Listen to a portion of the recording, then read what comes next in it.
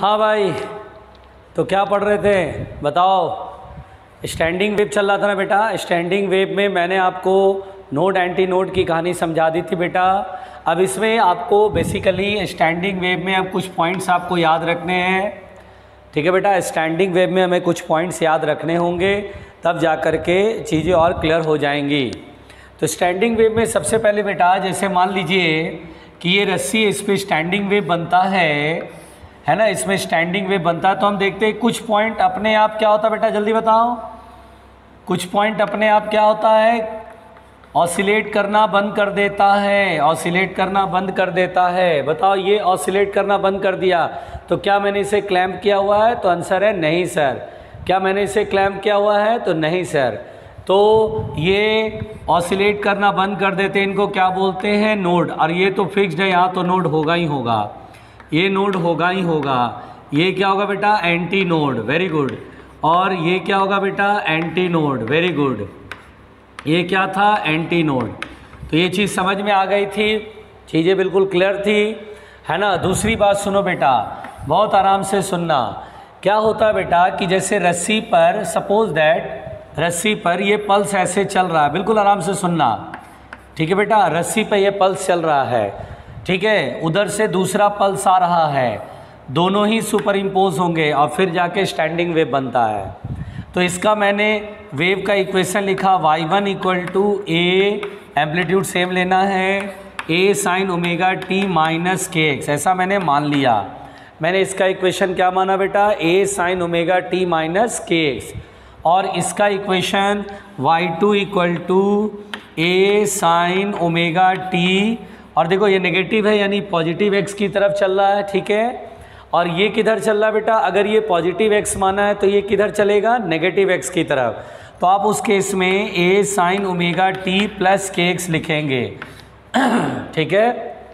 यहाँ पर बेटा ऑन सुपर पोजिशन, ये सुपर पोजिशन होता है इनका, आराम से सुनना, इनका सुपर पोजिशन होता है ना, सुपर पोजिशन। तो ऑन सुपर पोजिशन का प्रिंसिपल क्या है कि जो नेट डिस्प्लेसमेंट होगा y, वो y1 वेक्टर प्लस, वेक्टर नहीं लिख रहा हूँ लेकिन है ये वेक्टर फॉर्म में, ठीक है ना, तो घबराने का नहीं भाई। अब यहाँ पर बेटा y1 और y2 की वैल्यू हम यहाँ पर पुट करते हैं। तो y1 की वैल्यू है a sine omega t minus k x और a sine omega t plus k x, ठीक है। यहाँ तक समझ में आ रहा है? चलो भाई, आसान है। अब देखो बेटा, यहाँ पर ट्रिग्नोमेट्री लगाएंगे। ट्रिग्नोमेट्री में पहले तो ये देखो, a कॉमन ले लेते हैं, sign omega t minus k x plus sign omega t plus k x. यहाँ तक ठीक है? समझ में आ रही है बात? अब देखो, बहुत आराम से सुनना, यहाँ पर एक ट्रिग्नोमेट्री लगाएंगे। ट्रिग्नोमेट्री में होता बेटा साइन सी, अगर कभी ऐसा होता है sine c plus sine d होता है बेटा, तो इसका फॉर्मूला होता है 2 sine c plus d by 2, ठीक है, into cos c minus d by 2। 2 sine c plus d by 2 into cos c minus d by 2, ये फॉर्मूला होता है, ये हमें याद करना पड़ेगा। तो यहाँ पर बेटा ये ट्रिग्नोमेट्री, इसको क्या बोलते बेटा? ट्रिग्नोमेट्री। क्या बोलते बेटा? ट्रिग्नोमेट्री। देखिए करना क्या है, बुद्धि लगाना है। कैसे? देखिए, साइन, अब c प्लस डी है तो 2 साइन, यहाँ जो रहेगा उसका सम अपॉन 2, फिर इंटू कॉस, यहाँ जो रहेगा उसका डिफरेंस अपॉन 2, ये फॉर्मूला होता है। तो यहाँ पर बेटा अगर आप ट्रिग्नोमेट्री लगाओ तो y equal to a sine, देखिए साइन c की जगह क्या है? Omega t minus k x, और d की जगह पर क्या है? Omega t plus k x. तो यहाँ पर बेटा 2 साइन, अब इनको ऐड करेंगे, है ना बेटा, फिर 2 से डिवाइड करेंगे, c प्लस डी है तो इनको ऐड करोगे, ऐड ऐसे करोगे तो omega t minus k x plus omega t plus के, तो प्लस के एक्स से माइनस के एक्स कट जाएगा भाई, माइनस के एक्स और प्लस के एक्स कट नहीं जाएगा? कट जाएगा। ओमेगा टी और ओमेगा टी ऐड करोगे तो क्या देखो, c प्लस डी है ना, तो इसे c और इसे d मान लो, तो minus k x plus k x cut जाएगा, omega t plus omega T कितना होगा? 2 ओमेगा टी, और उसमें 2 का डिवाइड करना है तो 2 से 2 खत्म, तो ये आ जाएगा ओमेगा टी। और फिर कॉस और फिर सी माइनस डी, मतलब इसे और इसे सब्ट्रैक्ट करें तो देखिए omega t minus k x में ओमेगा टी पहले घटाओ तो ओमेगा टी से प्लस ओमेगा टी से माइनस ओमेगा टी कट जाएगा।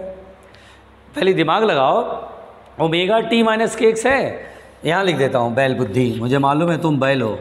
Omega t minus k x में माइनस ओमेगा टी और प्लस माइनस माइनस हो जाएगा, तो प्लस ओमेगा टी और माइनस ओमेगा टी नहीं कट गया, तो माइनस के एक्स और माइनस के एक्स कितना होगा जल्दी बताओ, तो माइनस 2kx और 2 से डिवाइड करोगे तो क्या होगा माइनस के एक्स होगा, सोच के देखो 2 से डिवाइड करेंगे तो 2 उड़ जाएगा। अब यहाँ पर बेटा अगर आप ध्यान से देखिए तो कॉस माइनस थीटा होता है माइनस कॉस थीटा, नहीं सॉरी कॉस माइनस थीटा होता है cos theta, sine minus theta होता है minus sine theta, cos minus theta होता है कॉस थीटा। तो y बराबर हो जाएगा 2a और कॉस का टर्म हम आगे ले आए cos k x into sine omega T. तो आप ये देख पा रहे हैं बेटा कि जब दोनों वेव, ये पहला वेव उधर से आने वाला दूसरा वेव दोनों सुपर इम्पोज हुआ, देखिए ऑन सुपरपोजिशन लिखा, तो हमारे पास जो नेट वेव का इक्वेशन आ रहा है वो क्या आ रहा है जरा देखिए तो ठीक से।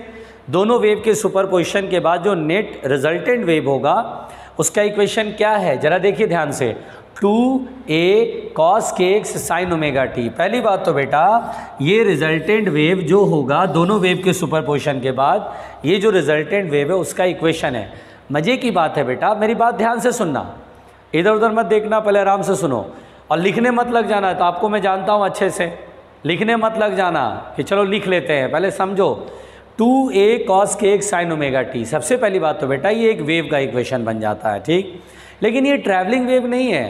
ट्रैवलिंग वेव की इक्वेशन में क्या होता है कि function of ax plus minus b t होना चाहिए, होना चाहिए कि नहीं होना चाहिए, बताया था मैंने कि x plus minus b t, यानी x और t मल्टीप्लाई में कांस्टेंट टर्म और बीच में प्लस या माइनस, ऐसा मैंने बताया था ट्रैवलिंग वेव का इक्वेशन। अगर तुम ठीक से देखो तो क्या ये उस फॉर्मेट में है, इस जैसा फॉर्मेट है क्या यहाँ पर, नहीं है। देखिए ax प्लस या माइनस बीच में इंटू बी टी, फिर बी टी, यहाँ देखिए cos k x into sine omega T, मतलब x का और t का टर्म बीच में प्लस माइनस होना चाहिए और साइन भी नहीं होना चाहिए, बाहर हो कुछ भी हो। तो हम बोलेंगे सर ये इस फॉर्मेट से नहीं मिल रहा है, तो हम बोलेंगे सर ये वेव ट्रैवलिंग वेव का इक्वेशन नहीं है, दरअसल ये स्टैंडिंग वेव का इक्वेशन है। बात समझ में आ रही है, this is the equation of standing wave, घबराना नहीं है, this is the equation of standing wave. बोलो क्लियर। तो आप पहले यहाँ तक लिख लो और लिख लो, तब फिर उसके आगे करते हैं पॉइंट्स। लिख लो इसे जल्दी जल्दी लिखो।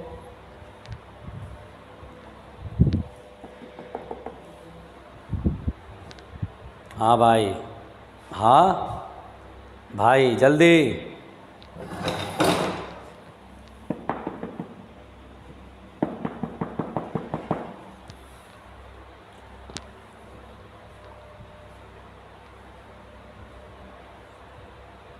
लिख लिया बच्चों।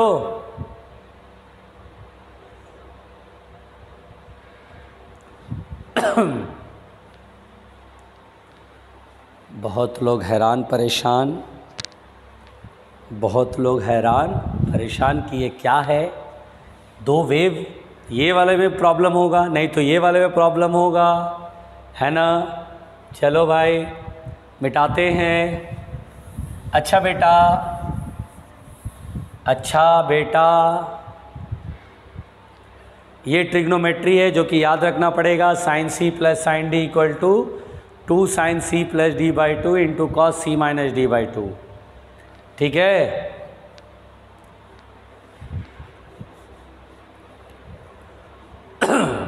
जल्दी लिखो, हो गया। चलो मिटाते हैं। देखो बेटा, तो यहाँ पर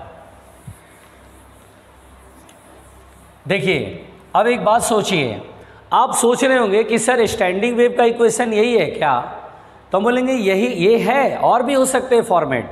अच्छा देखो जरा ध्यान से सुनना, पॉइंट नंबर 3, जैसे अगर कोई बोले equation of standing wave, equation of standing wave, standing wave का इक्वेशन क्या होगा, स्टैंडिंग वेव का इक्वेशन क्या होगा। तो देखो बेटा, इक्वेशन ऑफ स्टैंडिंग वेव का मतलब यही नहीं कि केवल यही इक्वेशन स्टैंडिंग वेव का इक्वेशन है, मतलब आप ऐसे भी लिख सकते हैं sir y equal to 2a cos k x sine omega t, है ना। वो तो बेटा डिपेंड करता है कि वेव का इक्वेशन क्या लिखा गया है ना। अब जैसे ये और ये माना था तो ये आ गया, तो यहाँ पर बेटा जैसे ये भी हो सकता है, देखिए एक तो यही वाला लिखा, ऐसा भी हो सकता है बेटा 2a sine k x into cos omega t, ऐसा भी हो सकता है। This is also the standing wave. यानी बेटा अगर आप ध्यान दें स्टैंडिंग वेव में क्या चल रहा है, साइन एक्स का फंक्शन होगा, यहाँ पर एक्स का टर्म होगा इंटू पीरियोडिक फंक्शन, साइन या कॉस को पीरियोडिक फंक्शन बोलते हैं साइन, फिर टी का टर्म होगा ओमेगा टी, साइन साथ में इंटू में साइन के साथ या कॉस के साथ होगा। अब आप देखिए ऐसे भी लिख सकते हैं y इक्वल टू 2a, यहाँ पर लिख सकते हैं sign k x into sine omega t, ऐसा भी हो सकता है। आप ऐसा भी लिख सकते हैं y equal to 2a cos k x into cos omega t, ऐसा भी लिख सकते हैं। बहुत सारे इक्वेशन लिख सकते हैं भाई। आप ऐसा भी लिख सकते हैं y equal to 2a sine omega t plus phi या के एक्स प्लस फाई, है ना, इंटू कॉस ओमेगा टी लिख सकते हैं, कुछ भी लिख सकते हैं भाई। क्या रखना है, x का टर्म यहाँ रहेगा प्लस एक फेज कांस्टेंट है साइन इंटू फिर ओमेगा टी का टर्म रहेगा और साथ में ऊपर ये आगे कॉस या साइन रहेगा। मतलब इस फॉर्मेट में रहता है स्टैंडिंग वेव का इक्वेशन। अगर मैं आपसे को इधर लिख लिया होगा ना बेटा, इधर लिख लिया होगा, तो यहाँ पर बेटा अगर आपसे कहेगा, बिल्कुल ध्यान से सुनना, बिल्कुल ध्यान से, पहले लिख लो, कुछ लोग लिख रहे होंगे, कुछ लोग लिख रहे होंगे ना, हाँ चलो भाई जल्दी जल्दी लिखो, लिख लिया होगा, चलो मिटाते हैं, बिल्कुल ध्यान से देखना। अब यहाँ पर बेटा बहुत आराम से, तो ये जो है हमारे पास इक्वेशन ऑफ स्टैंड, अगर जनरल इक्वेशन कहे कि जनरल इक्वेशन क्या होगा, जनरल इक्वेशन अगर कहे तो जनरल इक्वेशन बेटा ऐसा होता है y equal to a sine k x plus phi one into cos sine omega t plus phi two. This is the general equation, this is the general equation. देखिए जैसे आप इस फॉर्मेट को देखिए, इस फॉर्मेट में फाई वन की value 90 degree है तो साइन 90 प्लस थीटा कॉस, और फाई टू की वैल्यू 0 है तो साइन ओमेगा टी आ गया, ठीक है। अब जैसे ये फॉर्मेट है, साइन के एक्स है तो यहाँ फाई वन की वैल्यू 0 है, कॉस ओमेगा टी है तो देखिए यहाँ omega t plus 90 sine omega t plus 90 cos आ जाएगा। तो this is the basically the general equation. अब ये है, इसमें फाई वन 0 है, फाई टू भी 0, देखो फाई वन 0 लिखोगे, फाई टू 0 लिखोगे तो a sine k x into sine omega t, है ना। ये जो है बेटा ये जरूरी नहीं कि बार बार 2a आए, कोई कांस्टेंट टर्म होगा, a नॉट से लिख लो, क्या फ़र्क पड़ता है, बोलो क्लियर। तो यहाँ पर बेटा ये जो है बेटा this is the general equation of standing wave. पहली बात तो ये समझ में आई, है ना बेटा। तो बहुत सिंपल तरीके से पहले इक्वेशन ऑफ स्टैंडिंग वेव इस तरह से होता है ना। अब आप बोलेंगे सर ये तो आपने लाया, ये कैसे हो, तो आएगा भाई, दोनों वेव का इक्वेशन अलग अलग। जैसे अगर मैं कहूँ कि एक वेव ऐसा है, अब मान लो ये टकरा करके, सुनना ध्यान से, ये जैसे रस्सी है और ऐसे आपने पल्स प्रोड्यूस करी, आगे जा रहा है, ठीक है ना। अब टकरा के लौटेगा तो उल्टा हो जाएगा ना उल्टा। अब मान लो बराबर आप पल्स भेज रहे हो, बराबर आप पल्स भेज रहे हो, ऐसे ऐसे कर रहे हो बराबर, तो अब यहाँ से जो रिफ्लेक्टेड होगा और यहाँ से जो इंसिडेंट होगा, बराबर आप यहाँ से भेज रहे हो और वो रिफ्लेक्ट होकर इधर से आ रहा है, तो देखिए दो वेव अपोजिट डायरेक्शन में चल रहा है, सुपर इम्पोज होगा, स्टैंडिंग वेव बन जाएगा।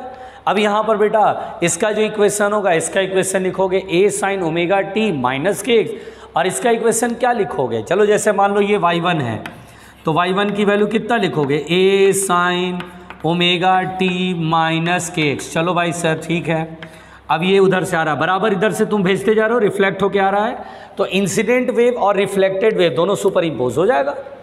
अब जैसे y2 है, y2 equal to a sign, अब तुम क्या लिखोगे बेटा, पहले तो ये पॉजिटिव x की तरफ जा रहा था, यहाँ माइनस आया, ये नेगेटिव x की तरफ जा रहा है तो omega t plus k x होगा, और साथ में ये 180 डिग्री का चेंज हो गया।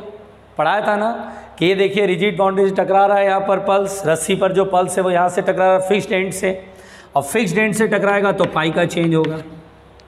बात समझ में आ रही है। और sine pi plus theta is the minus sine theta, यानी y2 की वैल्यू लिखेंगे माइनस ए sign omega t plus k x, ऐसा लिखेंगे। सोच रहे हो? अब y1 का फॉर्मेट ये बना, y2 का फॉर्मेट ये बना। अब सुपर पोजिशन प्रिंसिपल लगाओ, y बराबर y1 प्लस y2, तो वहाँ फॉर्मेट दूसरा बन जाएगा। तो घबराना नहीं है, वहाँ फॉर्मेट दूसरा बन जाएगा, इन्हीं में से कोई एक आ जाएगा, अपने आप आ जाएगा। तो आपको डरना नहीं है, ऐसा नहीं कि दिस इज़ द जनरल, ये भी हो सकता है, ये भी हो सकता है। वो डिपेंड करता है कि जो दोनों वेव सुपर इम्पोजर हैं उनकी इक्वेशन क्या लिखे गए हैं। Concept clear? दिमाग मत लगाना कि सिर्फ यही होगा, ये सब जो बताए ये सब भी हो सकता है। वो डिपेंड किस पे करेगा बेटा? इन ये जो वेव दोनों सुपर इम्पोजर है उनका इक्वेशन क्या है। ठीक है, अच्छा लिखो इसे, यहाँ तक लिखो, जल्दी लिखो।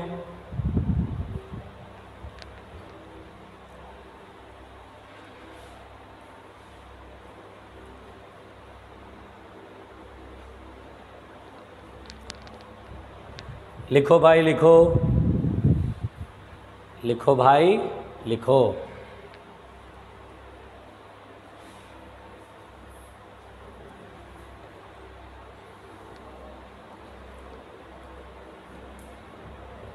हाँ लिख लिया? चलो मिटाते हैं। चलो देखो,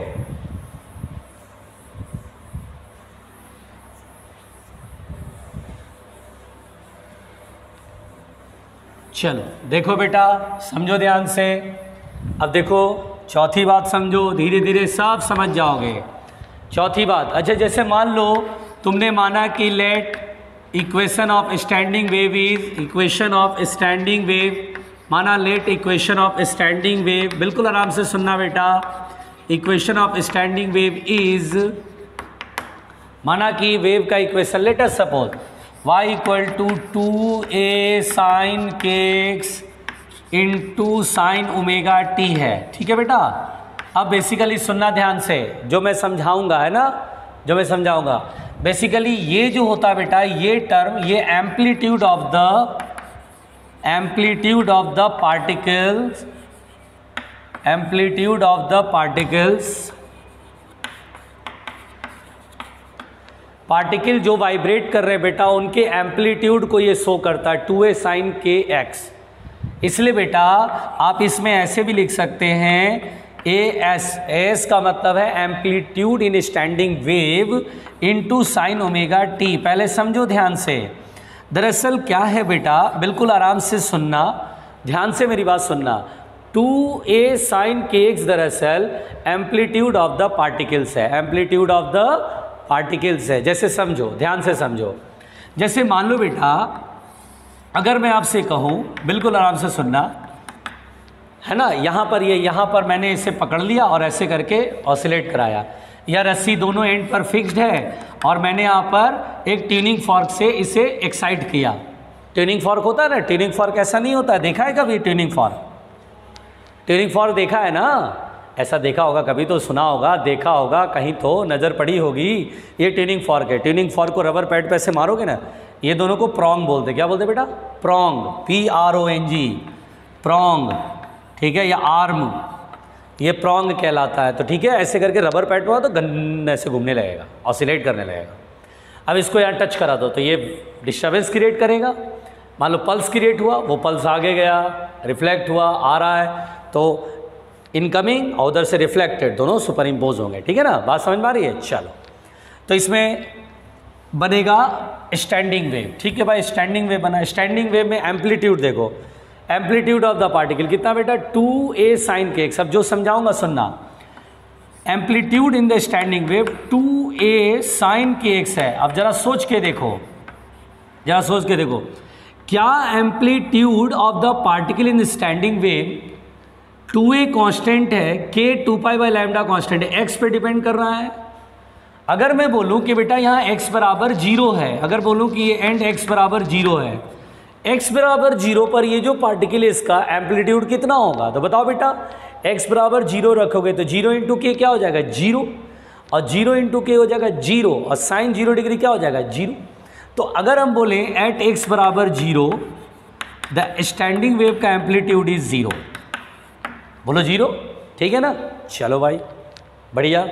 अच्छा, अब जैसे जैसे मैं x बढ़ाऊंगा, आगे की तरफ चलूंगा बेटा, x अभी 0 था, अब 0 से होगा 1 2 3, समझ के चलना। तो 0 पर तो ये 0 हो गया, x की वैल्यू अगर 1 रखूंगा तो ये 0 तो नहीं आएगा, थोड़ा सा स्टैंडिंग वेव का एम्पलीट्यूड मिलने लगेगा। मतलब यहाँ पर जो पार्टिकल है वो ऐसे ऐसे ऑसिलेट करेगा। फिर x बढ़ाओगे तो एम्पलीट्यूड फिर बढ़ने लगेगा, फिर x और बढ़ाओगे तो एम्पलीट्यूड बढ़ने लगेगा। एक समय मैक्सिमम हो जाएगा ना। मैक्सिमम कब होगा मैक्सिमम? जब kx की वैल्यू क्या हो जाएगी 1, सॉरी kx की वैल्यू क्या होगी 90 डिग्री, क्योंकि साइन 90 डिग्री क्या होता है 1 होता है ना बेटा। देखो ध्यान से, पहले x 0 है तो x 0 हो गया, तो ये पूरी टर्म क्या हो गई 0, तो amplitude in the standing wave is 0, यानी अच्छा ये यहाँ पर है, ठीक है ना, x बराबर 0 पर। ये इक्वेशन ऐसा है, अगर यहाँ कॉस होता तो दूसरा होता, भाई घबराओ नहीं। तो यहाँ पर बेटा x बराबर 0 पर as की वैल्यू 0। अब x जैसे जैसे थोड़ा थोड़ा बढ़ाते जाओगे, जैसे 0 डिग्री से 10 डिग्री 20 डिग्री 25 30 45 बढ़ोगे ना, तो 30 डिग्री 45 60 डिग्री, ये तो एंगल है ना, डिग्री में आएगा ना भाई, तो ये आएगा। तो धीरे धीरे साइन की वैल्यू बढ़ेगी तो एस की वैल्यू बढ़ेगी, ये बढ़ेगा कि नहीं बढ़ेगा, ये बढ़ेगा तो ये बढ़ेगा। तो देखो ये दिखा रहे हैं, ये थोड़ा सा एम्पलीट्यूड मिलने लगा, फिर थोड़ा और ज़्यादा, एक समय मैक्सिमम भी तो होगा, कभी 90 डिग्री भी तो होगी। तो 90 डिग्री का मतलब kx की value 90 degree, at kx equal to 90 degree, kx equal to 90 degree मतलब π/2, kx इक्वल टू 90 डिग्री का मतलब π/2। तो बताओ बेटा k की वैल्यू क्या तुम्हें याद है, 2π/λ याद है, बताओ जरा, 2π/λ कराया था, इंटू एक्स बराबर π/2, पाई से पाई खत्म, x की वैल्यू कितना आएगा जल्दी बताओ λ/4 आएगा। यानी तुम यहाँ से λ/4 डिस्टेंस पर चलोगे बेटा। अच्छा, जहाँ पर एम्पलीट्यूड 0 होता है उसे क्या बोलेंगे, नोड, ये नोड हो गया। यहाँ से λ/4 डिस्टेंस पर चलोगे, λ/4 पर चलोगे तो एंटी नोड मिलेगा कि नहीं मिलेगा, जल्दी बताओ। एंटी नोड यानी यहाँ से चलने पर λ/4, देख रहे हो λ/4, x बराबर 0 पर तो ये कहानी बनी, ये देखो ऐसे x बराबर 0 पर एम्पलीट्यूड 0 यानी नोड हो गया। x बराबर λ/4 पर एम्पलीट्यूड कितना आएगा, एस की वैल्यू अगर ये π/2 रखोगे तो साइन 90 डिग्री 1, तो ये आ जाएगा 2a, एस की वैल्यू 2a होगा, मतलब एम्पलीट्यूड सबसे बड़ा, एम्पलीट्यूड 2a तक जाएगा। तो अगर बोलेगा कि नोड और एंटी नोड के बीच में सेपरेशन कितना होगा, तो λ/4, बोलो क्लियर। फिर उसके बाद 90 डिग्री से 120 135 150, कभी तो 180 होएगा, 180 होगा तो साइन 180 डिग्री कितना होता है, फिर से 0। बहुत तो बोलते हैं साइन 180 -1, बेवकूफ़, वो कॉस 180 -1 होता है, साइन 180 डिग्री क्या होता है 0। तो ये 180 डिग्री पे फिर से 0 हो जाएगा, मतलब बेटा फिर से λ/4 आगे बढ़ जाएंगे, नहीं यहाँ से λ/2 चलेंगे, यहाँ से λ/2 चलेंगे तो फिर नोड मिलेगा, पहले यहाँ तक समझ में आया। घबराना नहीं, बिल्कुल घबराना नहीं, पहुँचो यहाँ तक, आराम से पहुँचो, सब लिखो, घबराओ नहीं, पहुँचो जल्दी लिखो, घबराना नहीं, आसान है। मैंने माना ये स्टैंडिंग वेव का इक्वेशन x वाले टर्म के साथ, ये देखिए एम्पलीट्यूड ये कहलाता है एस साइन, ऐसा नहीं लग रहा बेटा ये SHM का इक्वेशन जैसा है। x डिस्टेंस पे कोई पार्टिकल देखोगे तो अपना SHM कर रहा बेचारा, ऐसे ऐसे x डिस्टेंस पर जो एम्पलीट्यूड फिक्स हो गया। x डिस्टेंस अगर गिवन है, मैं बोलूँ कोई x डिस्टेंस है वो फिक्स कर लो, तो वहाँ पर जो पार्टिकल अपना SHM कर रहा बेचारा अपनी जगह पे, है ना। तो ये कहानी है, पहले लिखो यहाँ तक, जल्दी लिखो, घबराओ नहीं।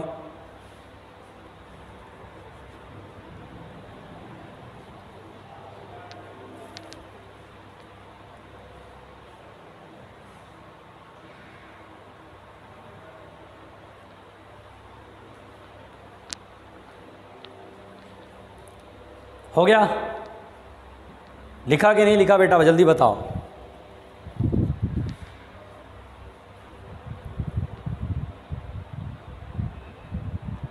चलो मिटा दें, इधर मिटा रहा हूँ। तो कुल मिलाकर के बेटा इस पॉइंट में मुझे ये सीखने को मिलता है कि अल्टीमेटली अगर मैं आपसे बोलूँ एक नोड और एक एंटी नोड के बीच का डिस्टेंस कितना होता है, तो λ/4, या दो कंजिक्यूटिव नोड के बीच का डिस्टेंस कितना होता है, लैम्डा बाई 2। तो इसका मतलब जो मेन पॉइंट है वो ये है कि डिस्टेंस बिटवीन ध्यान से सुनिएगा, कंजिक्यूटिव, आराम से सुनना बेटा, distance between consecutive node and anti node is, बताओ बेटा, नोड और एंटी नोड के बीच का डिस्टेंस कितना। एक तो एक एग्जाम्पल है ये सिर्फ एक एग्जाम्पल मात्र है। मैंने ऐसा वेव का इक्वेशन माना था, फिर इसमें एम्पलीट्यूड दिखाया कि बेटा जैसे जैसे चलते हो एम्पलीट्यूड वेरी करता है, एक जगह मैक्सिमम होता है उसे एंटी नोड कहेंगे, एक जगह जीरो होता है वह नोड कहेंगे, सिंपल तो है। और वैल्यू रख के देखा तो समझ में आया। तो यहाँ पर बेटा distance between consecutive node and anti node is lambda by 4। Yes, lambda by 4 समझ में आ रहा है। देखो x बराबर 0 पर एज 0 और x बराबर लैम्डा बाई 4 पर एम्पलीट्यूड मैक्सिमम, यानी यहाँ से यहाँ कितना चलेंगे, लैम्डा बाई 4। तो हमेशा नोड और एंटी नोड के बीच में लैम्डा बाई 4 ही मिलेगा, कंजिक्यूटिव नोड और एंटी नोड के बीच में लैम्डा बाई 4। और फिर बोलेगा बेटा distance between consecutive nodes,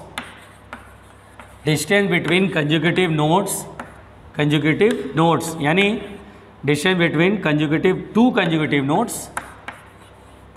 between two consecutive nodes is equal to, बताओ जल्दी बता कितना आएगा, लैम्डा बाई 2। देखो दो नोड के बीच का डिस्टेंस लैम्डा बाई 2। अच्छा, इसके बाद फिर एंटी नोड यहाँ मिलेगा, तो दो कंजिक्यूटिव एंटी नोड के भी बीच का डिस्टेंस लैम्डा बाई 2 होगा। समझ में आ रहा है? जिस तरह से हम बोलते हैं दो कंजिक्यूटिव नोड के बीच का डिस्टेंस लैम्डा बाई 2, उसी तरह बेटा दो कंजिक्यूटिव एंटी नोड के बीच का भी डिस्टेंस लैम्डा बाई 2 होता है ना। तो उसी तरह से, और डिस्टेंस बिटवीन टू कंजिक्यूटिव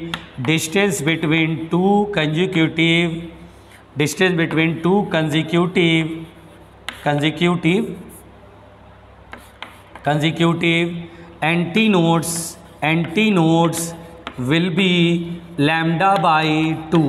इसलिए अब आपको ये टर्म याद होना चाहिए, distance between two consecutive node and antinode, node और antinode lambda by 4, antinode lambda by 4, distance between two nodes lambda by 2, distance between two antinodes lambda by 2। याद रख लो इसको, क्या फ़र्क पड़ता है? आसान नहीं है क्या? बिल्कुल आसान है। जल्दी लिखो बेटा, जल्दी लिखो, जान मत दे देना, आसान है बिल्कुल।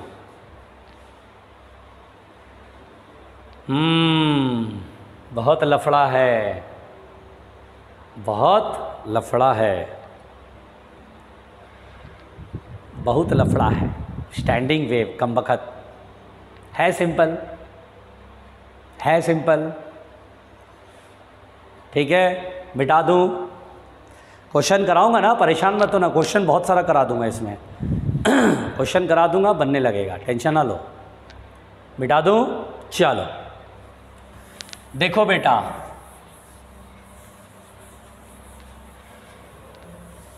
जल्दी इधर वाला जल्दी,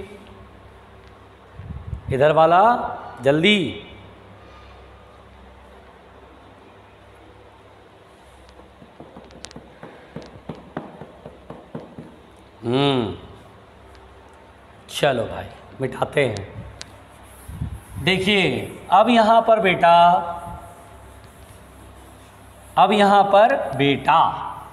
पर बेटा बहुत सिंपल सी बात है। देखिए अगर आप देखते हैं कि ये रस्सी है, इस पर स्टैंडिंग वेव बना बेटा, है ना, ऐसे करके स्टैंडिंग वेव बना। तो देखिए बेसिकली आपको दिमाग में क्या रखना है, इस तरह का, देखिएगा ध्यान से, घबराइएगा नहीं, बिल्कुल नहीं घबराइएगा बेटा, घबराइएगा बिल्कुल नहीं। जैसे देखिए ये जो है बेटा, क्या होता बेटा कि रस्सी पहले स्ट्रेट था, ये रस्सी स्ट्रेट था पहले, ठीक है ना, आराम से सुन लो। अभी तक जितना पढ़ाया उसका मतलब कुल मिला के इसमें निचोड़ है कि इस पर आप पल्स क्रिएट करते, इधर से ट्यूनिंग फॉर्क से बांध दिए तो वो ऑसिलेट करने लगा। ऐसा भी तो हो सकता है, ट्यूनिंग फॉर्क से बांध दिए और ये ऑसिलेट करने लगा ऐसे, तो पल्स क्रिएट होने लगा, वेव पल्स बराबर क्रिएट हो रहे हैं, वो टकरा रहे हैं, टकरा के लौट के आ रहे हैं, इधर से पल्स ऐसे जा रहा है, टकरा के आ रहे हैं, और तब सुपरपोजिशन हो रहा, दो वेव का स्टैंडिंग वेव बन गया ना। तो कुल मिला के स्टैंडिंग वेव बन रहा है, ठीक है बेटा। तो देखिए सबसे पहले तो ये नोड होता है, ये देखिए क्या इसको मैंने पकड़ा हुआ है कील लगाकर, तो बताओ क्या आंसर दोगे? नहीं सर, ये अपने आप दो वेव सुपर इम्पोज होने के बाद प्रिंसिपल ऑफ सुपरपोजिशन से ये एवरी टाइम इसका डिस्प्लेसमेंट जीरो, इसकी वेलोसिटी जीरो है ना, तो ये इसको बोलते हैं नोड। ये तो फिक्स्ड है ऑलरेडी, ये नोड है। अब अगर ध्यान दीजिए तो नोड से आगे बढ़ेगा तो देखिए ये जो पार्टिकल ऊपर नीचे ऑसिलेट कर रहा है, इसका एम्पलीट्यूड केवल इतना ही है, इतना ही है ना। ये फिर आगे एम्पलीट्यूड बढ़ने लगा, फिर ये एम्पलीट्यूड बढ़ने लगा, फिर ये एम्पलीट्यूड बढ़ने लगा। ये एंटी नोड होता है बेटा, ये एंटी नोड कहलाता है। एंटी नोड पर एम्पलीट्यूड सबसे ज़्यादा। फिर देखिए ये फिर एम्पलीट्यूड घटने लगा, एम्पलीट्यूड घटने लगा, घटने लगा, जीरो हो गया। फिर एम्पलीट्यूड बढ़ने लगा, बढ़ने लगा, बढ़ने लगा, बढ़ने लगा, मैक्सिमम हो गया। जहाँ मैक्सिमम होगा एंटी नोड, फिर घटने लगा, घटने लगा, घटने लगा, जीरो हो गया। आसान है ना, बहुत आसान है। अच्छा बताओ, दो कंजिक्यूटिव नोड के बीच का डिस्टेंस कितना होता है, जल्दी बताओ। याद क्या रखना है, λ/2। दो कंजिक्यूटिव नोड के बीच का डिस्टेंस बताओ कितना होगा, λ/2। दो कंजिक्यूटिव एंटी नोड के बीच का डिस्टेंस बताओ, चलो बेटा जल्दी बताओ कि distance between two consecutive anti nodes बोलो कितना होगा, जल्दी बताओ, λ/2। आसान है। चलो बेटा बताओ, नोड और एंटी नोड के बीच का डिस्टेंस कितना होगा, जल्दी बताओ। नोड और एंटी नोड के बीच का डिस्टेंस तो हम बोलेंगे λ/4। सिंपल तो कहानी है, आसान तो है, घबराते हैं केवल। ये पूरा इसमें कहानी है, समझ जाओ, सब कुछ आपको समझ में आ गया, ये समझ में आ गया, सब आ गया। इतना ही तो है बस, कुल मिलाकर के अगर सब कुछ देखो तो ओवरऑल आप टोटल यही चीज़ सीख पाए हो अभी तक बस। फिर देखो बेटा, देखो आराम से सुनो। देखो बेटा, ये एक लूप कहलाता है। क्या कहलाता बेटा, लूप। क्या कहलाता है, जल्दी बताओ, लूप। इसको बोलते हैं लूप। क्या बोलते हैं, loop. In a loop, loop के अंदर सारे पार्टिकल सेम फेज में ऑसिलेट करते हैं। मेरे हाथों को देख रहे हो, इसको देखना, ऐसे, फिर ऐसे, फिर ऐसे, फिर ऐसे, फिर ऐसे, एक साथ ऑसिलेट करते हैं। मतलब अगर ये पार्टिकल, रस्सी का ये पार्टिकल अपने एक्सट्रीम पर है तो ये भी एक्सट्रीम पर, ये भी एक्सट्रीम पर, ये भी एक्सट्रीम पर, ये भी एक्सट्रीम पर, सब एक्सट्रीम पर है। अगर ये सब मीन पर आया तो पूरी रस्सी स्ट्रेट दिखाई देगी, एक साथ मीन पर आएंगे। एम्पलीट्यूड अलग अलग जरूर है लेकिन फेज सबका सेम होता है। तो in a loop all particles are vibrating in same phase. एक साथ एक्सट्रीम पर पहुंचते, एक साथ वापस मीन पर, फिर एक साथ नेगेटिव एक्सट्रीम पर। ऐसा नहीं हुआ कि ये यहाँ से आया तो ये पार्टिकल का यही रह जाएगा, नहीं, एक साथ मीन पर, एक साथ एक्सट्रीम पर, एकदम ऐसे होता है। ऐसे देखिए, ऐसे ऐसे ऐसे ऐसे ऐसे होता रहता है। देख रहे हैं, ये मेरी हड्डियाँ ये एक्सट्रीम पर है तो ये भी एक्सट्रीम पर, ये भी एक्सट्रीम पर, ये भी एक्सट्रीम पर, एक साथ होता है, ऐसे ऐसे ऐसे ऐसे। आ रही बात समझ में? तो हम बोलते हैं in a loop, in a loop all particles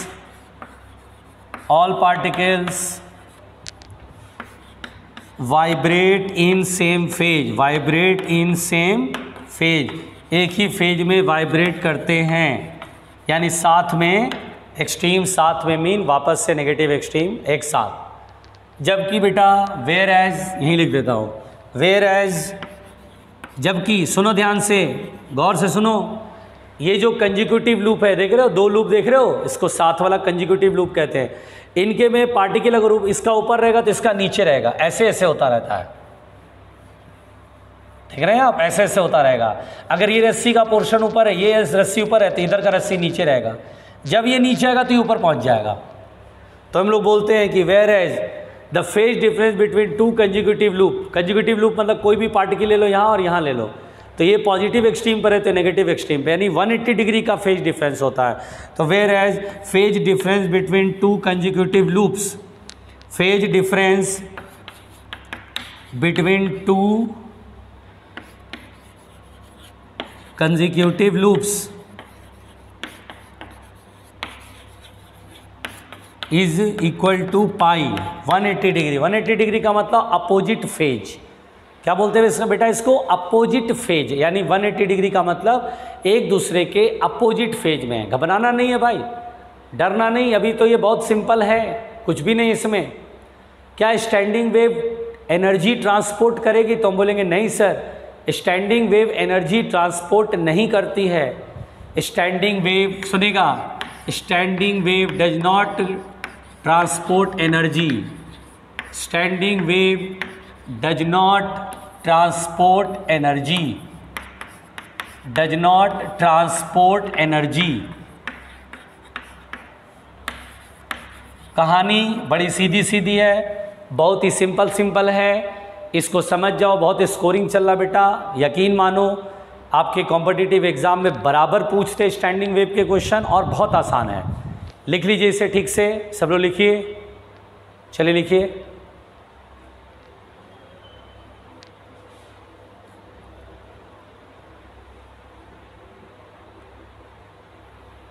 जल्दी,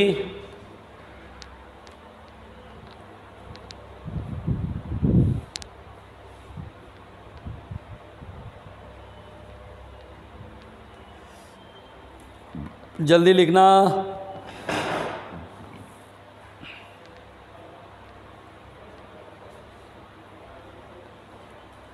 चलो मिटा दें, मिटाते हैं, मिटा दे बेटा। चलो देखो,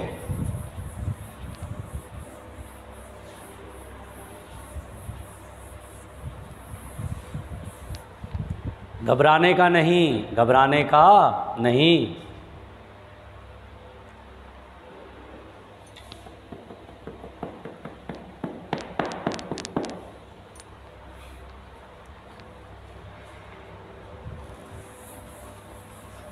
चलो ध्यान दो भाई, ध्यान दो। अब देखो बेटा, स्टैंडिंग वेव में यहाँ तक तो हमने बहुत सारी बातें सीखा। अब स्टैंडिंग वेव इन स्ट्रिंग पढ़ना है और standing wave in organ pipe, standing wave in string and standing wave in organ pipe, यही पढ़ना हम लोग। तो देखिए सबसे पहले standing wave in string, standing wave in string, standing wave on string. पहले तो स्ट्रिंग का कहानी पढ़ना है, और हम पढ़ रहे हैं standing wave on string fixed at both ends, यानी स्ट्रिंग अभी दोनों एंड पर बंधा हुआ बेटा, दोनों एंड पर क्या है बेटा, बंधा हुआ है, फिक्स्ड एट बोथ एंड्स। इसको समझो, इसको समझो, standing wave on string fixed at both ends, यानी बेटा दोनों एंड पर बंधा हुआ है। यानी अगर आप ठीक से समझो तो ये स्ट्रिंग है, और यहाँ पर बेटा ये जो है ऐसे करके बंधा हुआ है। बहुत आराम से सुनना, बंधा होने से एक तरफ से तो आप पल्स भेजोगे ना, तो एक तरफ जैसे ट्यूनिंग फॉर्क बांध दो, वो ऐसे ऑसिलेट किया तो पल्स भेजेगा, या ट्यूनिंग फॉर्क ऑलरेडी मेरे हाथ में है और ऐसे करके यहाँ टच करा दिया तो वहाँ से वेव जाएगा, टकरा के उल्टा हो जाता है ना, क्रैश जाएगा तो ट्रफ आएगा, तो उल्टा हो जाएगा ऐसे और सुपर इम्पोज हो जाएगा, स्टैंडिंग वेव बन जाएगा। बिल्कुल बात समझ में आ रहा है। अब यहाँ पर बेटा जो मैं आपको समझाऊंगा उसे ध्यान से समझना, उसे ध्यान से समझना जरूरी है, उसे ध्यान से समझना। देखो सबसे पहली बात तो बेटा कि मान लो मैंने इसको रस्सी को दोनों एंड पर बांध दिया, और इसको अब हमें क्या पता लगाना, मुझे ये पता लगाना है कि क्या किसी भी टाइम पर आप जैसे कोई भी फ्रीक्वेंसी लें, मतलब कोई भी ट्यूनिंग फॉर्क लें या किसी भी तरीके से आप ऑसिलेट कराएं किसी भी फ्रीक्वेंसी से, तो क्या स्टैंडिंग वेव बन जाएगा? तो नहीं। दरअसल क्या होता है, सर्टेन फ्रीक्वेंसी पर स्टैंडिंग वेव बनता है। ऐसा नहीं कि ऐसे रस्सी से ऑसिलेट कराना शुरू किया, उधर से वेव रिफ्लेक्ट होके आया और स्टैंडिंग वेव बन गया, नहीं बनेगा। आप कभी प्रैक्टिकल घर में करके देखना, रस्सी से ऐसे ऑसिलेट कराना होगा ही नहीं। सर्टेन फ्रीक्वेंसीज पर ही स्टैंडिंग वेव बनता है। जिन फ्रीक्वेंसीज पर स्टैंडिंग वेव बनता है, रस्सी में भी पढ़ रहे हैं, उसको हम बोलते हैं resonant frequency. Resonant frequency, resonant frequency का मतलब होता है कि जब आप इस रस्सी को ऑसिलेट कराते हो, सोर्स चाहे आपका हाथ ही क्यों ना, आप ऐसे ऐसे ऑसिलेट करा रहे हो, या ट्यूनिंग फॉर्क इसको ऑसिलेट करा रहा है, बात समझ में आ रही है, तो यहां पर वेव पल्स बनता है। तो ऐसा होता बेटा कि यहां पर रस्सी पर सर्टेन फ्रीक्वेंसी का ही अगर आप सोर्स से ऑसिलेट कराओगे जिसकी फ्रीक्वेंसी रेजोनेंट फ्रीक्वेंसी से मैच करेगी, तभी स्टैंडिंग वेव बनेगा। जैसे मैं बोलूं 5 हर्ट्ज पे स्टैंडिंग वेव बनता है, 5 के बाद 6 पर नहीं बन रहा है, 10 हर्ट्ज पे स्टैंडिंग वेव बनता है, 12 हर्ट्ज पे स्टैंडिंग वेव बनता है, तो इनको हम बोलते हैं रेजोनेंट फ्रीक्वेंसी। ठीक है ना। इसमें बेटा यही मुझे रेजोनेंट फ्रीक्वेंसी पता लगानी है कि आखिर ये रेजोनेंट फ्रीक्वेंसी होता क्यों है और क्या होता है। अभी आपको खुद समझ में आएगा, डोंट वरी रहना। देखो बहुत ध्यान से सुनना, अब जैसे सिखा रहा हूँ सुनो, बिल्कुल आराम से सुनना। देखो यहाँ पर बेटा अगर आप जरा खोपड़ी लगाओ, अपना खोपड़ी लगाए, अच्छा देखो जरा सोच के देखो, अगर आप अपनी बुद्धि लगाओ, जैसे मान लो इधर से आपने पल्स भेजा, ओके पल्स भेजा, ये पल्स जा रहा है, यहाँ से रिफ्लेक्ट होके ऐसे आएगा, आप ये पल्स भेजने के बाद रोको मत, बराबर ऑसिलेट कराते रहो, तो पल्स बराबर जाता जाएगा, रिफ्लेक्ट होगा, इधर से पल्स आता जाएगा, तो आने वाले पल्स और रिफ्लेक्ट होकर इधर से आने वाले पल्स दोनों सुपर इम्पोज होंगे, इंसिडेंट वेव और रिफ्लेक्टेड वेव सुपर इम्पोज होंगे, होंगे ना, अरे होंगे कि नहीं होंगे, होंगे। अब क्या होता है बेटा, अगर आप खोपड़ी लगाओ अपनी इस्तेमाल करो, तो आप जरा सोच के देखना, है ना, आप सोच के देखो, देखो y इक्वल टू, इसका इक्वेशन क्या लिखोगे, a sine omega t minus k x लिखोगे, जल्दी बताओ, सही लिखा मैंने, बिल्कुल सर, इसको इंसिडेंट वेव समझ लो, इसको रिफ्लेक्टेड वेव समझ लो, बिल्कुल आराम से सुनना, ये इधर जा रहा है, a sine omega t plus k x plus pi लिखोगे, बताओ पहले, सही लिखा मैंने, प्लस क्यों लगा, क्योंकि ये नेगेटिव एक्स की तरफ जा रहा, और रिफ्लेक्शन से इसका फेज पाई से बदल गया, पाई से चेंज हो गया, ठीक। अब सुपर इम्पोज हुआ, चलो भाई बिल्कुल आराम से सुनना, ए साइन, अच्छा ए कॉमन हो जाएगा, सुपरपोजिशन याद है ना, इन दोनों का सम करेंगे, क्लियर, क्या बचेगा, ए कॉमन लेने के बाद क्या बचेगा, ए sign omega t minus k x बचेगा plus sign omega t plus k x plus pi. पहले बताओ यहाँ तक समझ में आया, कन्फर्म हो, यहाँ तक आ रहा समझ में, sine c plus sine d का फॉर्मूला है, चलो जरा ध्यान देते चलना, बस आराम से सुनना, 2 sine c plus d by 2 करोगे, एक बार इन्हें जोड़ोगे, चलो जोड़ते हैं, तो plus k x minus k x cut गया, omega T 2 omega t plus pi, अरे यार ओमेगा टी जुड़े तो 2 ओमेगा टी नहीं होगा, अब प्लस पाई भी होगा, तो 2 अलग अलग कर लो, तो omega t plus pi by 2, omega t plus pi by 2, क्या मैं 2 अलग अलग नहीं कर सकता, 2 ओमेगा टी प्लस, तो 2 बाई 2 कट गया, पाई बाई 2 रह गया, क्लियर, इनटू कॉस, अब सी माइनस डी बाई 2, चलिए इनको घटाएंगे तो omega t minus k x में माइनस ओमेगा टी लगाने पे plus omega t minus omega T cut जाएगा, माइनस के एक्स और माइनस पाई बाई पाई, है ना, माइनस के एक्स माइनस 2 के एक्स अपॉन 2 करेंगे तो 2 कट जाएगा। क्या ऐसा डायरेक्ट लिख सकता हूँ बेटा, आप बोलेंगे सर माइनस कहाँ गया, क्योंकि याद करो cos minus theta cos theta ही होता है ना। अब एक बात बताओ, कॉस 90 प्लस थीटा कितना होता है, जल्दी बताओ, कॉस 90 प्लस थीटा, जो पूछ रहा हूँ बताओ, sign theta, cos 90 plus theta minus sine theta होता है ना, तो y इक्वल टू हो जाएगा minus 2a sine k x. देखो याद रखो बेटा, cos 90 plus theta, cos 90 plus theta क्या होता है बेटा, जल्दी बताओ, cos 90 plus theta is the minus sine theta, ठीक है, और साइन 90 प्लस थीटा, देखो ये sine 90 plus theta cos theta ही होता है, तो sine 90 plus theta cos theta होगा, कॉस ओमेगा टी। यहाँ तक समझ में आ रहा है। अगर आप जरा गौर करो, जरा अपनी खोपड़ी चलाओ, क्या ये amplitude of the standing wave है ना, क्या अगर मैं बोलूँ माइनस हटा दो, कॉस है उधर साइन वाइन कर लो, कोई टेंशन नहीं, या रहने दो, ठीक है, उसको कर लेंगे, टेंशन वाली बात नहीं। स्टैंडिंग वेव का एम्पलीट्यूड ये है, उसकी टेंशन ना लो, S 2a sine k x. सोच के देखो बेटा, बहुत आराम से सोच के देखो, एकदम गौर से समझो इसे। क्या आपको दिख रहा है बेटा कि रस्सी का लेंथ अगर मैंने माना l है ना, सोच के देखो कि x, क्या x बराबर 0 पर एम्पलीट्यूड 0 होता है, बिल्कुल सर। क्या x बराबर लैम्डा बाई 4 पर एम्पलीट्यूड मैक्सिमम होगा, सोचो x बराबर 0 मतलब यहाँ पर आपको नोड मिलेगा ना, बिल्कुल नोड मिलेगा सर, x बराबर 0 पर एम्पलीट्यूड 0, नोड मिलेगा। और x बराबर लैम्डा बाई 4, सोचो lambda by 4 2 pi by lambda, देखो 2 पाई बाई लैम्डा, x की वैल्यू लैम्डा बाई 4, लैम्डा से लैम्डा कट गया, 2 2 जा 4, pi by 2 90 degree 1 sine 90 degree 1, यानी 2a आएगा, स्टैंडिंग वेव का एम्पलीट्यूड 2a होगा।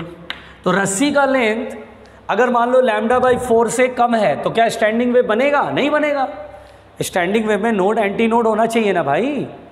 यहाँ पर बेटा x की वैल्यू अब जैसे λ/2 ले लिया तो स्टैंडिंग वेव का एम्पलीट्यूड कितना होगा?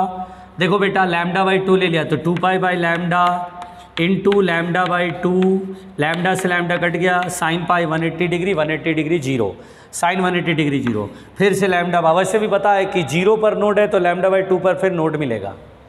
तो एटलीस्ट जो फिक्स्ड एंड है वहाँ पर तो नोड बनने ही बनने हैं। कम से कम दो नोड के बीच का डिस्टेंस λ/2 तो होना ही, यानी रस्सी का लेंथ एटलीस्ट λ/2 के बराबर हो। फील करो, फील करो, सोचो। मैं बोलूँ देखो बेटा ये पहले यहाँ तक लिख लो, पहले यहाँ तक लिख लो, फिर बात करते हैं। पहले यहाँ तक लिख लो।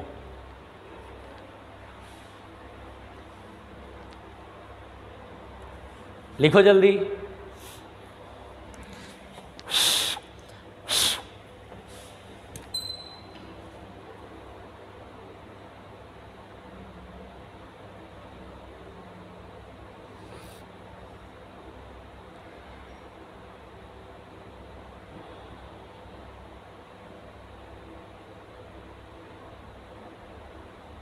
जल्दी।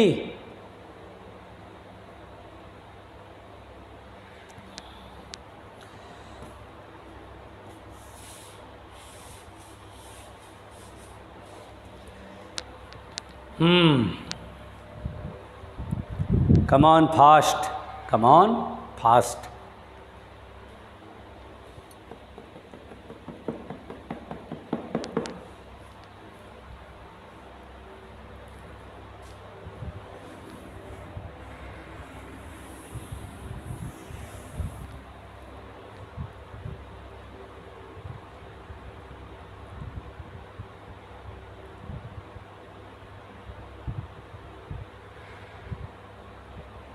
मिटा दूं?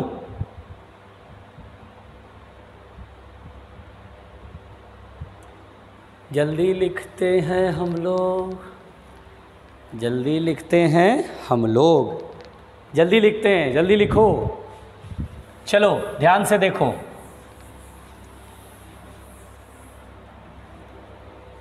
तो अब कुल मिलाकर के जैसे आप सोचो रस्सी दोनों एंड पर बंधा हुआ है बेटा, तो ये तो नोड होगा जो बंधा हुआ है, एटलीस्ट ये भी तो नोड होगा। मान लो सबसे कम फ्रीक्वेंसी है, सोच के देखो v बराबर एफ लैम्डा। सोचो बेटा v इज फिक्स्ड √T/μ होता है ना। वेव की स्पीड ऑन स्ट्रिंग √T/μ। अब सोचो ये सबसे कम होगा तो ये सबसे ज़्यादा होगा, लैम्डा सबसे ज़्यादा। लोएस्ट फ्रीक्वेंसी में कम से कम ये होता बेटा कि दो नोड बने और एक एंटी नोड बने, लैम्डा बड़ा हो जाएगा। तो नोड के बीच का डिस्टेंस सबसे बड़ा λ/4, बीच में कोई नोड है ही नहीं, एंटी नोड है। दो नोड के बीच में एक एंटी नोड होना जरूरी है। मतलब समझो v इज फिक्स्ड, लैम्डा जितना बड़ा रहेगा फ्रीक्वेंसी उतना ही छोटा रहेगा। तो मैं लोएस्ट फ्रीक्वेंसी पता करना चाहता हूं जब यहां पर स्टैंडिंग वेव बने। तो देखो बेटा स्टैंडिंग वेव बना, मान लीजिए एकदम लोएस्ट यही हो सकता है कि दो नोड एंड पर और एंटी नोड बीच में। इस समय लैम्डा सबसे बड़ा होगा। अगर रस्सी का लेंथ L है, थ्रेड का लेंथ L है, थ्रेड का लेंथ क्या है बेटा? L।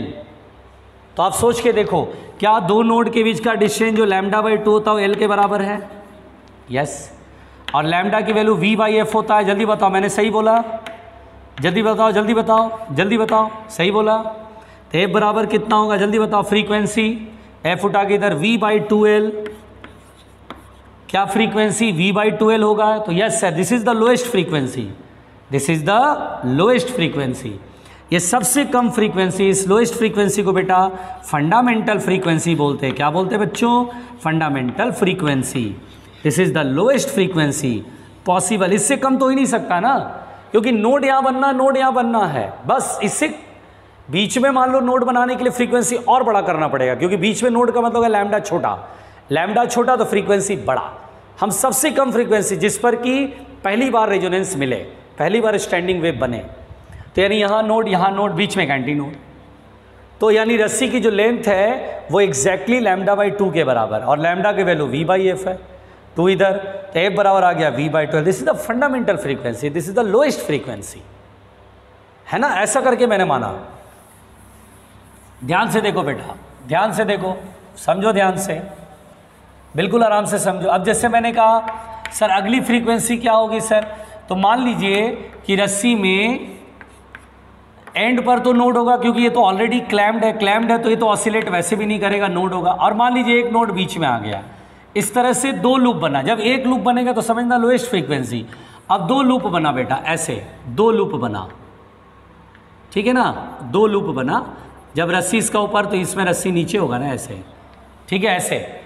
अब यहाँ एंटी नोड, यहाँ वेवलेंथ थोड़ा सा छोटा हो गया, वेवलेंथ थोड़ा सा क्या हो गया, छोटा। मैं बोलूँ रस्सी का लेंथ L है, अब बताओ क्या होगा, तो हम बोलेंगे सर यहाँ पर दो कंजुगेटिव नोड के बीच में λ/2 और ये भी λ/2, λ/2 मिलाकर L है, तो λ/2 मिलाएंगे तो लैम्डा आ जाएगा L।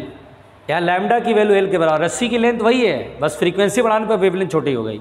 और वेवलेंथ छोटे होने से इस तरह से हो कि नोड यहाँ नोड अपने आप सेट हो जाए। जब सेट हो जाएगा कि node node node anti node and standing में बन जाएगा अपने आप। अब लैम्डा बराबर होता है V/F बराबर L, तो ये जो फ्रीक्वेंसी होगी आप कह सकते हैं 2V/2L, यानी V/2L में 2 का मल्टीप्लाई कर रहे हैं। पता बेटा इसको फंडामेंटल भी कहते हैं या फर्स्ट हार्मोनिक भी कहते हैं। क्या बोलते हैं बेटा, जल्दी बोलो। First harmonic, first harmonic. Fundamental व फ्रीक्वेंसी, इसको F0 से लिख दो, चलो फंडामेंटल फ्रीक्वेंसी को F0 से लिख दो। The lowest frequency, the lowest frequency, उसके बाद फ्रीक्वेंसी ये होगा, मतलब 2 times of the F0, 2 times of F0, ठीक है। अब जैसे so in general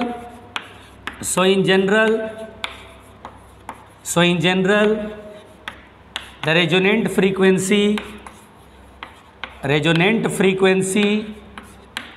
is given as, resonant frequency is given as, और जो रेजोनेंट फ्रीक्वेंसी है बेटा वह इस तरह से दिया गया है F = NV/2L, और V की वैल्यू आप चाहो तो लिख सकते हो ऐसे √T/μ, जानते हो ना, वेलोसिटी ऑफ द वेव पढ़ाया था ना मैंने बेटा, √T/μ।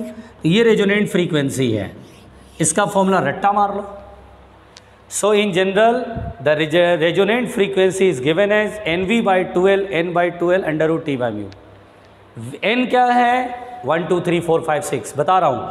V का मतलब velocity of the wave, L का मतलब लेंथ ऑफ द स्ट्रिंग, वही वेलोसिटी ऑफ द वेव को √T/μ लिखते हैं। ये पहले पढ़ाया था, T is the tension, μ is the linear mass density. अब लिखो इसे जल्दी से।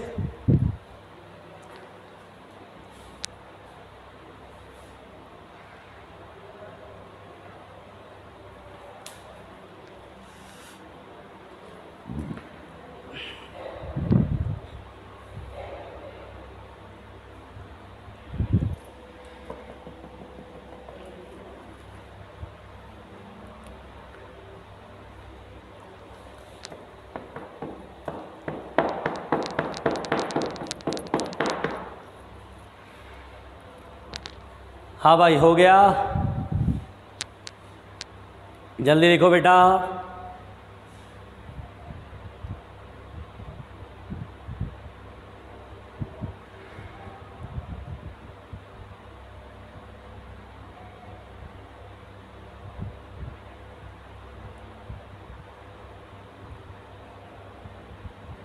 हो गया, चलो ध्यान दो, ध्यान दो बेटा। तो यहाँ पर बेटा n का मतलब है 1 2 3, यानी n is the integral number. इसको आप नंबर ऑफ लूप्स भी बोल सकते हो बेटा। यहाँ पर ना नंबर ऑफ लूप्स के बराबर भी है ये, 1 2 3 4 ऐसे भी चल रहा है, या नंबर ऑफ लूप्स। जैसे देखिए आपको ये याद रखना होगा, जैसे मैं बोलूँ व्हेन n बराबर 1 बोलो तो बोलो फ्रीक्वेंसी कितनी होगी, जल्दी बताओ। फॉर्मूले में सिर्फ पुट करना बस, और कोई बुद्धि मत लगाओ, ये सब इतना नहीं करना, बस फॉर्मूले में पुट करना। n बराबर 1 रखेंगे V/2L, तो हम बोलेंगे सर n बराबर 1 रखने पे लोएस्ट फ्रीक्वेंसी मिलेगी V/2L। इसको हम बोलते हैं बेटा फंडामेंटल फ्रीक्वेंसी या फर्स्ट हार्मोनिक। क्या बोलते हैं बेटा, जल्दी बताओ।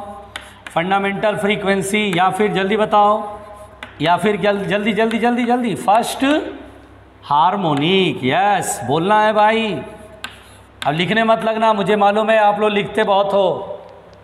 इसमें डायग्राम कैसा बनाओगे, रस्सी है, बताओ कैसा डायग्राम बनाओगे। n बराबर 1 बोलेगा तो कितने लूप बनाओगे, एक लूप, ऐसे एक लूप ऐसे बनाना, नोड दोनों एंड पर होगा, एंटी नोड यहाँ होगा, बात खत्म। नहीं आ रही समझ में? इधर लिखा बेटा, सीधा सीधा कोई लफड़ा नहीं, सीधा सीधा कोई लफड़ा नहीं। अगर मान लो n बराबर 2 बोल दे, बोलो क्या होगा? n बराबर 2, जल्दी बताओ बेटा। तो f बराबर होगा 2v/2l यानी 2f0। अब सुनो ध्यान से, जो मैं बोलूँगा इंपॉर्टेंट इन्फॉर्मेशन है, लिखना नहीं। हाथ रोको, सब लोग ध्यान से सुनो। फंडामेंटल के मल्टीप्लाई में कितना है बेटा? 2। तो जितना मल्टीप्लाई में रहेगा उतना ही हार्मोनिक बोलना। जैसे यहाँ फंडामेंटल के मल्टीप्लाई में कितना है? f0, ये v/12 को f0 समझो, इसमें मल्टीप्लाई में 1 है तो फर्स्ट हार्मोनिक बोला। अगर f0 के मल्टीप्लाई में 2 है तो इसे क्या बोलना है? Second harmonic. क्या बोलना है बेटा? सेकेंड हार्मोनिक, या इसे बोलते हैं फर्स्ट ओवरटोन। इसे और क्या नाम दिया गया है? ओवरटोन। ओवरटोन का मतलब होता है बेटा कि फंडामेंटल को छोड़ करके बाकी की सारी फ्रीक्वेंसीज को ओवरटोन्स बोलते हैं। फर्स्ट ओवरटोन, सेकंड ओवरटोन, ऐसे।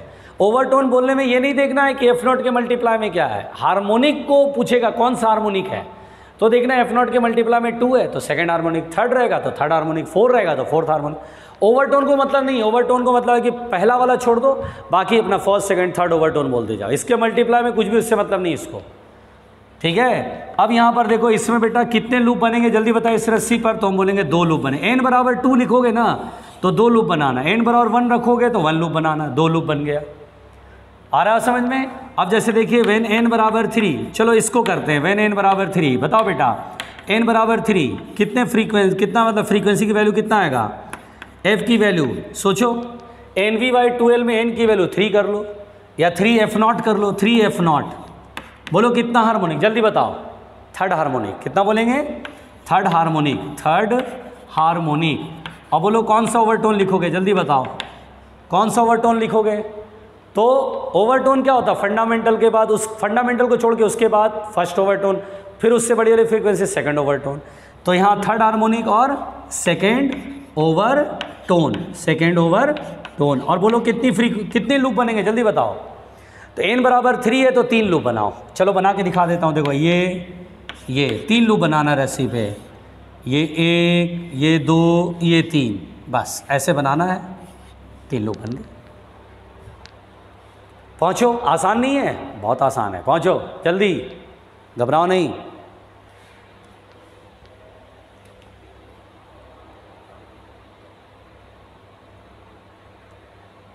जल्दी लिखना, घबराना नहीं। बहुत लोग के नाक बहुत सिकोड़ रहे होंगे, बहुत लोग परेशान हो रहे होंगे, मैं आपको जानता हूँ बेटा, पहचानता हूँ आपको, मैं आपको जानता हूँ, पहचानता हूँ। बहुत लोग के नाक भाव सिकुड़ रहे होंगे, अरे सर ये क्या बता रहे हो। लिखिएगा,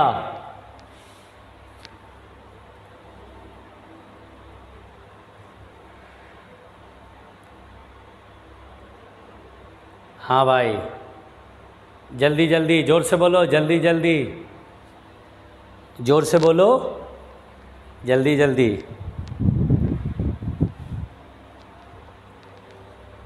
चलो मिटा दें, इधर मिटाऊं?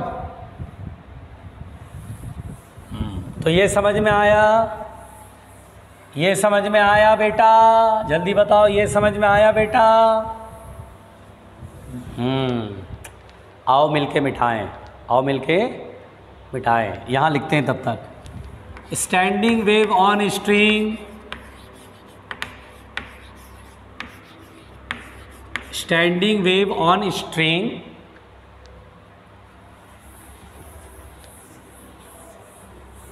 देखो, standing wave on string free at one end, free at one end, एक एंड पे फ्री है ना बेटा? ऐसा क्वेश्चन भी आता है, पता होना चाहिए कैसे बनता है। Standing wave on string free at one end, एक एंड पे फ्री है। जैसे समझना, ये रस्सी है और इसको ऐसे रॉड से बांध करके, मतलब रिंग से बांध करके, रॉड है ये स्मूथ रॉड है बेटा, इस पे रिंग ऊपर नीचे बहुत आराम से जा सकता है। अब यहाँ पे पल्स भेजोगे, ठीक है ना, यहाँ से पल्स भेजोगे, ये तो इधर फिक्स्ड है, यहाँ से पल्स भेजोगे, यहाँ पहुँचेगा। बताओ बेटा यहाँ पर रिफ्लेक्टेड पल्स जो होगा, जब रिफ्लेक्शन के बाद जो वेव आएगा उसमें फेज चेंज होगा या नहीं होगा? अरे होगा कि नहीं होगा? तो नहीं होगा सर, है ना। पल्स वैसे ही लौटता है, क्रेस्ट गिरेगा तो क्रेस्ट लौटेगा। अब इधर से बराबर पल्स भेजते जाओ, रिफ्लेक्शन के बाद बराबर सुपरपोजिशन होगा और अपने आप स्टैंडिंग वेव बन जाएगा। अगर रस्सी की लेंथ L है तो रेजोनेंट फ्रीक्वेंसी, रेजोनेंट फ्रीक्वेंसी क्या होता है बेटा जल्दी बताओ? रेजोनेंट फ्रीक्वेंसी होता है कि जिस फ्रीक्वेंसी पर बोलो बोलो बोलो, जिस फ्रीक्वेंसी पर स्टैंडिंग वेव बने, जिस फ्रीक्वेंसी पर स्टैंडिंग वेव बने उसको हम बोलते हैं रेजोनेंट फ्रीक्वेंसी। और वो फ्रीक्वेंसी होता है आराम से, और वो फ्रीक्वेंसी होता है आराम से। देखो ये फ्रीक्वेंसी होता है 2n-1 कर लो या 2n+1 कर लो, 2n-1 V/4L। मेरा कहने का मतलब है 2n-1 is the odd multiple of V/4L, odd multiple of V/4L ये होता है बेटा। अगर कहीं पर 2n+1 दे देगा तो कोई बात नहीं, 2n+1 भी हो सकता है, 2n-1 भी हो सकता है। 2n-1 this is odd number होता है बेटा, ऑड मल्टीपल ऑफ V/4L है। अब जैसे देखिए यहाँ पर अगर मान लीजिए मैं बोलूँ व्हेन n बराबर 1, ठीक है ना, n बराबर 1, तो n बराबर 1 रखने पर ये, हालांकि 2n1 रखोगे तो 2 1 जा 2, 2-1 1, तो V/4L ही आएगा। That is fundamental frequency. या सोचिए ना 2n-1 की शुरुआत 1 से होगी। ऑड नंबर कौन कौन होता है बेटा? 1, 3, 5, 7। तो सबसे कम ऑड नंबर, मतलब शुरुआत से शुरू करो ऑड नंबर को तो 1 रखो, 2n-1 को पूरा 1 कर लो, या n को 1 करोगे तो भी 1 आ रहा है ना। तो f0 की वैल्यू कितनी आएगी? तो V/4L होगा। इसे हम बोलेंगे फंडामेंटल फ्रीक्वेंसी। क्या बोलेंगे बेटा? Fundamental frequency. फंडामेंटल V क्या है बेटा जल्दी बताओ? Velocity of transverse wave on string. कितना होता फॉर्मूला? √T/μ, या इसको फर्स्ट हार्मोनिक भी बोलते हैं। क्या बोलते हैं बेटा इसको? First harmonic. First harmonic. यहाँ पर बेटा जो कैसा बनेगा जल्दी बताओ? फ्री एंड पर हमेशा ना एंटी नोड बनता है। जैसे देखो फिक्स्ड एंड पर हमेशा नोड बनता है, फ्री एंड पर हमेशा एंटी नोड बनेगा। फ्री एंड पर क्या बनेगा जल्दी बताओ? एंटी नोड बनता है, मतलब ऐसा लूप बनेगा बेटा, ऐसे, ऐसा, यहाँ पर नोड, यहाँ पर एंटी नोड, यहाँ एंटी नोड बनेगा, ठीक है, यहाँ एंटी नोड बनेगा। फ्री एंड पर क्या बनेगा? Anti node. तो ये बनेगा, इस तरह का लूप बनेगा। लिखो यहाँ तक, पहले ईमानदारी से लिखो, सब लोग लिखो जल्दी से, जल्दी जल्दी लिखो।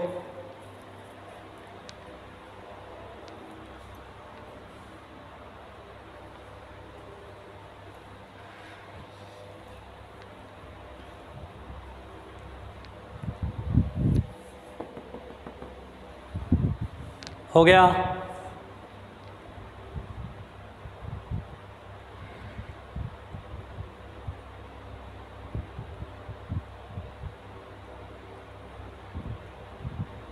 तो मिटा दिया जाए, जल्दी बताओ बेटा।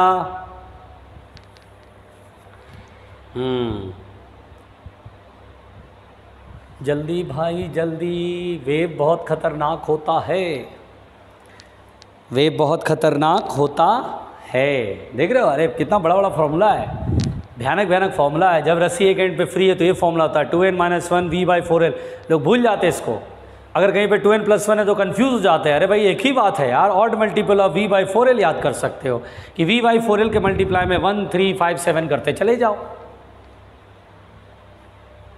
ठीक है बेटा, चलो मिटाते हैं। चलो अगर मान लो n बराबर 2 रखोगे, बताओ क्या होता है? अरे यार सिंपल सी बात है यार, जोर से बोलो, सिंपल सी बात है कि सर वो जो फ्रीक्वेंसी आएगी वो 3f0 आएगी, क्योंकि 2n-1 ऑड नंबर था, 1, 3, 5, 7 चलेगा। 1 रखा तो V/4L आया, 3 रखा तो 3F0 आ गया। बताओ कौन सा हार्मोनिक है, जल्दी बताओ बताओ, और कौन सा ओवरटोन है ये भी बताओ। तो F0 के मल्टीप्लाई में जो देखते हैं उतना हार्मोनिक होता है कि उतना ओवरटोन होता है, तो बोलते हैं उतना हार्मोनिक होगा। यहाँ सेकंड हार्मोनिक नहीं है, थर्ड हार्मोनिक है, देख रहे हो, यहाँ थर्ड हार्मोनिक है। और कौन सा ओवरटोन है, फर्स्ट ओवरटोन। ओवरटोन को तो कोई मतलब ही नहीं है, बस उसको फंडामेंटल छोड़ के बाकी सारी फ्रीक्वेंसीज इंक्रीजिंग ऑर्डर में 1 2 3 बोलते चलना है। इसमें कितने लूप बनेंगे, तो देखिए कंप्लीट लूप तो इसमें बनता ही नहीं है क्योंकि फ्री एंड तो एंटी नोड पर है, ऐसा बनता है एक लूप बनेगा फिर ये फ्री, ऐसे ये एंटी नोड है, ये नोड है। दिल पे मत ले लेना भाई, दिल पे मत ले लेना, ये मैक्सिमम एम्पलीट्यूड है। Anti node node anti node node. कुछ लोग सोच रहे हैं सर कैसे एंटी नोड आया, अरे भाई तो दोनों वेव का सुपरपोजिशन के बाद पहले वेव का इक्वेशन, दूसरे वेव का इक्वेशन, और फिर उसके बाद सुपरपोजिशन का रिजल्टेंट वेव का इक्वेशन अपने आप आ जाएगा, अपने आप आ जाएगा, टेंशन नहीं लेने का, टेंशन नहीं लेने का। सो आप परेशान मत होना कि सर फ्री एंड पे एंटी नोड क्यों है, मैं थोड़ी ना बोल रहा हूँ, एक एनालिसिस करोगे आने वाले वेव का पल्स का इक्वेशन, फिर इधर से लौट कर आने वाले का पल्स का इक्वेशन, दोनों का सुपरपोजिशन, इक्वेशन पढ़ोगे पहुंच जाओगे, टेंशन नहीं लेने का। ठीक है, नहीं आई बात समझ में? चलो भाई, अगर मान लो अगला एक और देख लें, चलो एक और देख लेते हैं। चलो मान लो n बराबर 2 रखा था, 3 रखेंगे, ठीक है 3 रखेंगे। चलो n बराबर 3, बताओ बेटा तो f कितना आएगा, अरे यार 1 3 5 आएगा, वैसे भी 2n - 1 में 2 × 3 6 6 - 1 5 5 ही आना है, 5F0। बोलो कौन सा हार्मोनिक, तो बोलेंगे सर 5th हार्मोनिक होगा। ओके चलो ठीक है, बढ़िया शानदार, 5th हार्मोनिक, अच्छी बात है। और बोलो कौन सा ओवरटोन बोलोगे, सेकेंड ओवरटोन बोलेंगे। चलो भाई देखो कितना अच्छे से आराम से समझाया, सेकेंड ओवरटोन बोलेंगे।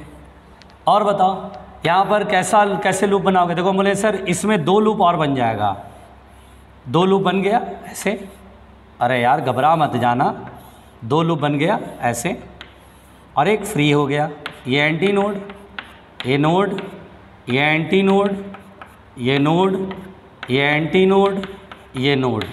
डरना कोई नहीं, डरना कोई नहीं। लिख लो भाई, लिख लो, जान मत दे देना बेटा, जान कोई मत दे देना, जल्दी लिखो, घबराना नहीं।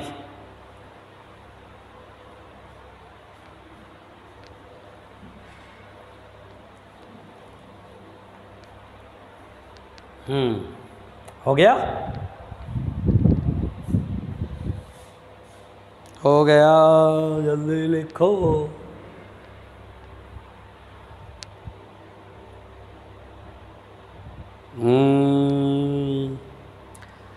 जब स्ट्रिंग दोनों एंड पर फिक्स्ड होता है तो आपको याद है फर्स्ट सेकंड थर्ड हार्मोनिक एकदम सीक्वेंस में मिलता है, जैसे गिटार में स्ट्रिंग दोनों एंड पर बंधा रहता है बेटा, इसीलिए म्यूजिकल साउंड प्रोड्यूस होता है। जब रेगुलर हार्मोनिक मिलता है ना तो म्यूजिकल साउंड प्रोड्यूस होता है। यहाँ देख लो कौन सा हार्मोनिक है, first harmonic, third harmonic, fifth harmonic, तो यहाँ पर म्यूजिकल साउंड नहीं होगा, मतलब आपको अच्छा नहीं लगेगा। ठीक है, गिटार में जो है ना जो साउंड प्रोड्यूस होता है अच्छा लगता है, कारण म्यूजिकल साउंड है, उसमें हार्मोनिक रेगुलर है। ठीक है, तो चलो भाई बस आज के लिए इतना ही काफ़ी है। कल स्टैंडिंग वेव ऑर्गन पाइप वाला करा करके कंप्लीट करके फिर बहुत सारा सवाल करा देंगे। ठीक है, अब इसमें बीट बचा, इंटरफेरेंस बचा, 2 छोटे छोटे बचे हैं, वही बस बचा है। ठीक है, तो ठीक है आज के लिए यहीं तक। वेव कंप्लीट होने वाला बेटा, सवाल बनाना शुरू करना है। कल मैं ऑर्गन पाइप पढ़ा दूंगा तो कल के बाद सवाल बहुत अच्छे से बनेंगे। ठीक है ना, ओके, थैंक यू।